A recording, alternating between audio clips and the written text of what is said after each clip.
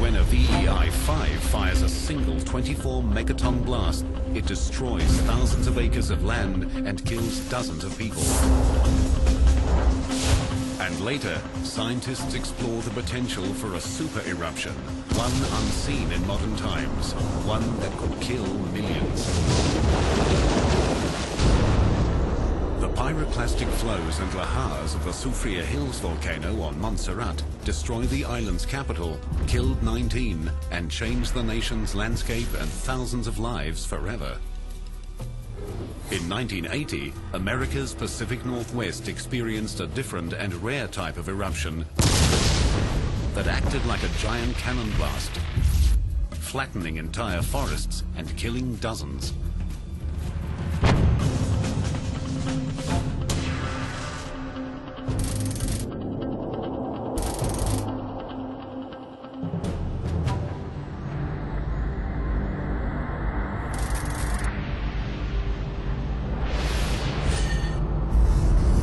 The Cascades are an 1,100-kilometer-long majestic range stretching from Canada to Northern California.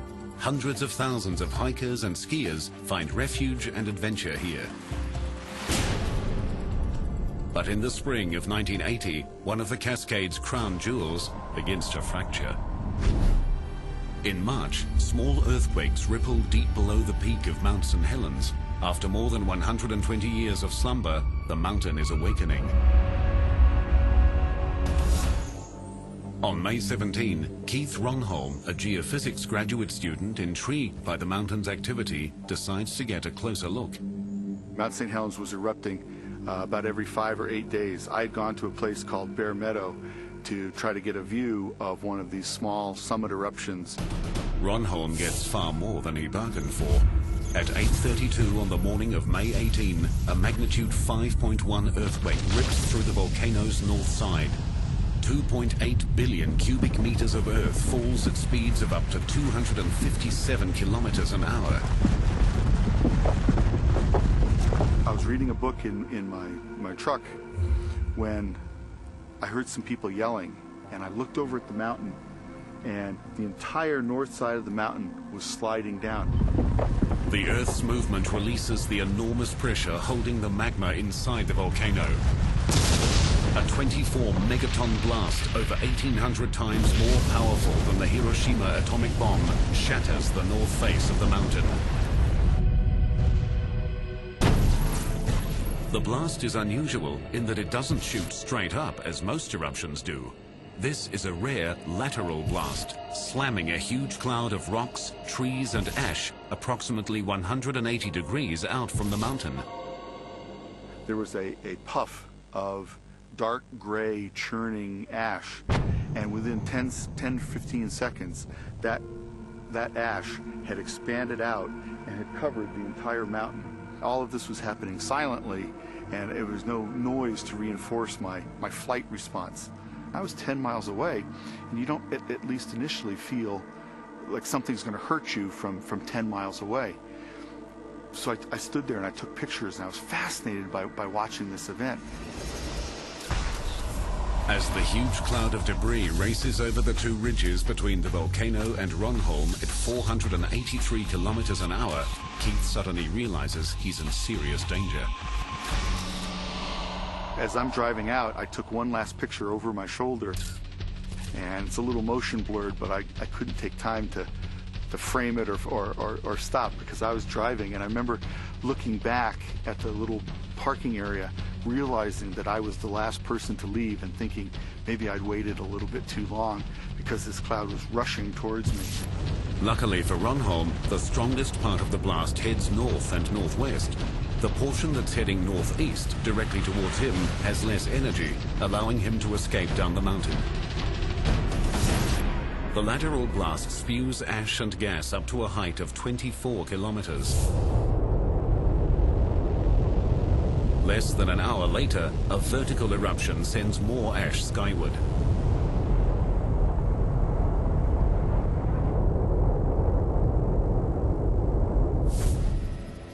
Into this grim scene flies Jess Hageman with the Washington Army National Guard. Most of the trees were blown over by the eruption, and we're talking about 14, 15 miles downstream of Mount St. Helens. The whole landscape was changed. It made you feel like sort of a gnat flying around the universe, because in comparison to the size of the eruption, it was amazing. Amazing and horrific. 800-degree pyroclastic flows race down the steep flanks at up to 129 kilometers an hour. In some places, they are 37 meters thick. In the early hours of the disaster, the enormity of the destruction to the landscape is impossible to comprehend. But it only takes one sobering moment for Jess Hageman to realize the human toll. It was on this ridge right straight ahead of us here that we found the first 2 survivors in the blast area. And that turned out to be Jim Skamenke and his partner, Leonid Skurkadov. And we eventually were able to pick those 2 people up. 9 hours after its start, the eruption ends.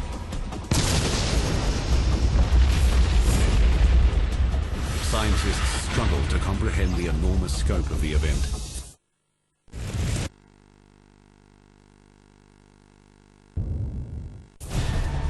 Before the eruption, Mount St. Helens stood at 2,949 meters tall. Now, it's 401 meters shorter. The blast destroyed enough trees to build 300,000 houses. Thousands of logs still litter Spirit Lake, 5 kilometers from the summit. The volcano shot out more than 508 million tons of ash that spread across the entire US in 3 days. 2 days after the eruption, geologists get their first close look at the desolation. It was like walking on the moon. I have never seen anything like it. This entire area, which is 600 square kilometers or 230 square miles, was totally devastated. There wasn't a living thing in that entire area, not an insect or a bird or an animal. There was only one color, and it was this gray color of the deposits. The ground was covered with hot rocks, and there were fumes and hot gases coming out of the ground all over the place. In the months following the eruption, teams of experts carefully study every facet of the mountain. One oddity of Mount St. Helens was that some people heard the eruption as far away as Canada, but eyewitnesses like Keith Ronholm, just 16 kilometers away, heard nothing. Because of the way the temperature structure in the atmosphere gets cooler with height, that the sound waves from explosions are bent away from the surface of the Earth. And when they reach the stratosphere and the temperature again increases with height, they're bent back down. So no one between 6 and 60 miles from Mount St. Helens heard the May 18th eruption. Since 1980, the mountain has experienced tens of thousands of small earthquakes and numerous minor eruptions. Most significantly, since 2004, the volcano has been continuously erupting lava, creating a giant lava dome that is still growing today. It's volcanologists like Rick Lahusen's job to find ways to monitor all of this activity. What we needed was a way to get our instruments out there very quickly without putting people on the ground in harm's way, and yet still be able to monitor changes in the eruption. So what we came up with is this stainless steel superstructure, which kind of looks like a daddy long-legged spider, so we kind of call them spiders. This is a GPS antenna which receives timing signals from satellites and lets us locate exactly where this is. The signals go into the computer system, and then the data come out at the request from computers back in the office and are transmitted out through this antenna. With the spider securely attached to a chopper, it's time to head into the belly of the beast. As they approach the crater, the new lava dome is visible, spewing out sulfur dioxide gas and steam. This is proof that magma is reaching the surface with the potential to build to another eruption.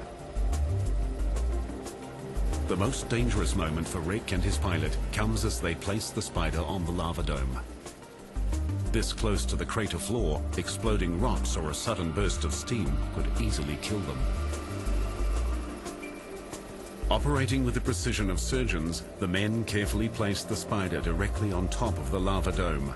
Within seconds, the device begins gathering and transmitting data. At the Cascades Volcano Observatory in Vancouver, Washington, Lahusen analyzes the spider's digital camera images.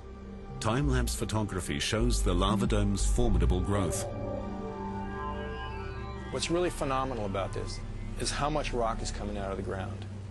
It's taller than the Empire State Building. It's coming up at 5 meters per day, more than 200 meters across, and it's right here in our backyard. No conclusions have been drawn yet about the lava dome's rapid growth.